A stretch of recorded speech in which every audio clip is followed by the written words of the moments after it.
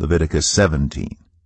The Lord said to Moses, "Speak to Aaron and his sons, and to all the Israelites, and say to them, This is what the Lord has commanded. Any Israelite who sacrifices an ox, a lamb or a goat, in the camp or outside of it, instead of bringing it to the entrance to the tent of meeting, to present it as an offering to the Lord in front of the tabernacle of the Lord, that person shall be considered guilty of bloodshed. They have shed blood and must be cut off from their people. This is so the Israelites will bring to the Lord the sacrifices they are now making in the open fields. They must bring them to the priest, that is, to the Lord, at the entrance to the tent of meeting, and sacrifice them as fellowship offerings. The priest is to splash the blood against the altar of the Lord at the entrance to the tent of meeting, and burn the fat as an aroma pleasing to the Lord. They must no longer offer any of their sacrifices to the goat idols, to whom they prostitute themselves. This is to be a lasting ordinance for them, and for the generations to come. Say to them, Any Israelite or any foreigner residing among them who offers a burnt offering or sacrifice and does not bring it to the entrance to the tent of meeting, to sacrifice it to the Lord, must be cut off from the people of Israel. I will set my face against any Israelite or any foreigner residing among them who eats blood, and I will cut them off from the people. For the life of a creature is in the blood, and I have given it to you to make atonement for yourselves on the altar. It is the blood that makes atonement for one's life. Therefore I say to the Israelites, None of you may eat blood, nor may any foreigner residing among you eat blood. Any Israelite or any foreigner residing among you who hunts any animal or bird that may be eaten must drain out the blood and cover it with earth, because the life of every creature is its blood. That is why I have said to the Israelites, You must not eat the blood of any creature, because the life of every creature is its blood. Anyone who eats it must be cut off. Anyone, whether native-born or foreigner, who eats anything found dead or torn by wild animals must wash their clothes and bathe with water, and they will be ceremonially unclean till evening. Then they will be clean. But if they do not wash their clothes and bathe themselves, they will be held responsible. Early in the morning, all the chief priests and the elders of the people made their plans how to have Jesus executed. So they bound him, led him away, and handed him over to Pilate the governor. When Judas, who had betrayed him, saw that Jesus was condemned, he was seized with remorse and returned the 30 pieces of silver to the chief priests and the elders. I have sinned, he said, for I have betrayed innocent blood. What is that to us? They replied. That's your responsibility. So Judas threw the money into the temple and left. Then he went away and hanged himself. The chief priests picked up the coins and said, It is against the law to put this into the treasury, since it is blood money. So they decided to use the money to buy the potter's field as a burial place for foreigners. That is why it has been called the field of blood to this day. Then what was spoken by Jeremiah the prophet was fulfilled.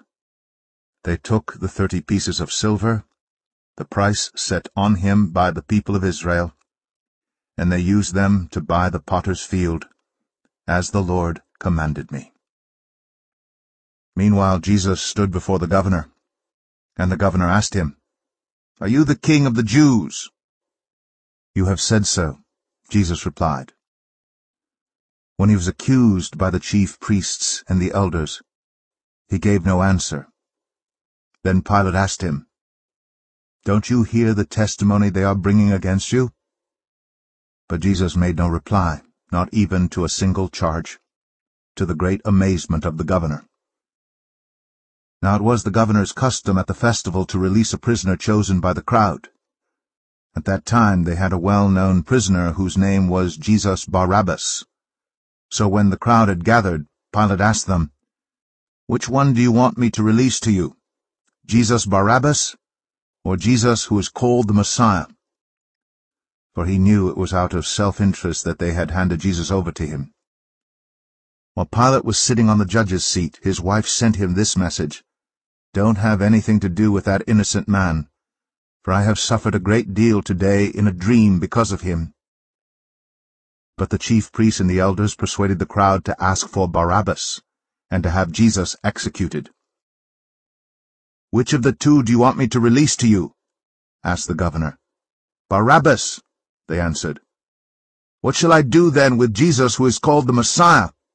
Pilate asked. They all answered, "Crucify him!" "Why? What crime has he committed?" asked Pilate. But they shouted all the louder, "Crucify him!" When Pilate saw that he was getting nowhere, but that instead an uproar was starting, he took water and washed his hands in front of the crowd. "I am innocent of this man's blood," he said. "It is your responsibility." All the people answered, "His blood is on us and on our children." Then he released Barabbas to them, but he had Jesus flogged, and handed him over to be crucified. Then the governor's soldiers took Jesus into the praetorium, and gathered the whole company of soldiers around him. They stripped him, and put a scarlet robe on him, and then twisted together a crown of thorns, and set it on his head. They put a staff in his right hand.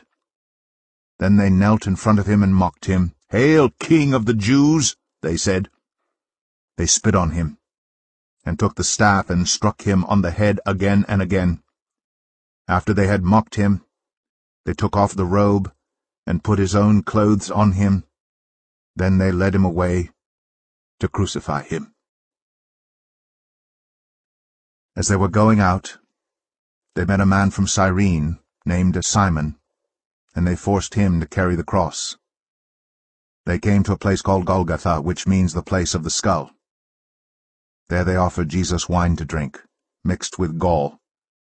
But after tasting it, he refused to drink it. When they had crucified him, they divided up his clothes by casting lots. And sitting down, they kept watch over him there. Above his head they placed the written charge against him, "This is Jesus, the King of the Jews." 2 rebels were crucified with him, one on his right and one on his left. Those who passed by hurled insults at him, shaking their heads and saying, "You, who are going to destroy the temple and build it in 3 days, save yourself. Come down from the cross, if you are the Son of God."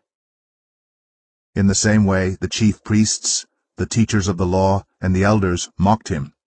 "He saved others," they said, "but he can't save himself. He's the King of Israel. Let him come down now from the cross, and we will believe in him. He trusts in God. Let God rescue him now, if he wants him, for he said, 'I am the Son of God.'" In the same way the rebels who were crucified with him also heaped insults on him. From noon until 3 in the afternoon, darkness came over all the land. About 3 in the afternoon, Jesus cried out in a loud voice, "Eli, Eli, lema sabachthani," which means, my God, why have you forsaken me?" When some of those standing there heard this, they said, "He's calling Elijah." Immediately one of them ran and got a sponge. He filled it with wine vinegar, put it on a staff, and offered it to Jesus to drink. The rest said, "Now leave him alone. Let's see if Elijah comes to save him." And when Jesus had cried out again in a loud voice, he gave up his spirit. At that moment the curtain of the temple was torn in two from top to bottom. The earth shook, the rocks split, and the tombs broke open. The bodies of many holy people who had died were raised to life. They came out of the tombs after Jesus' resurrection and went into the holy city and appeared to many people.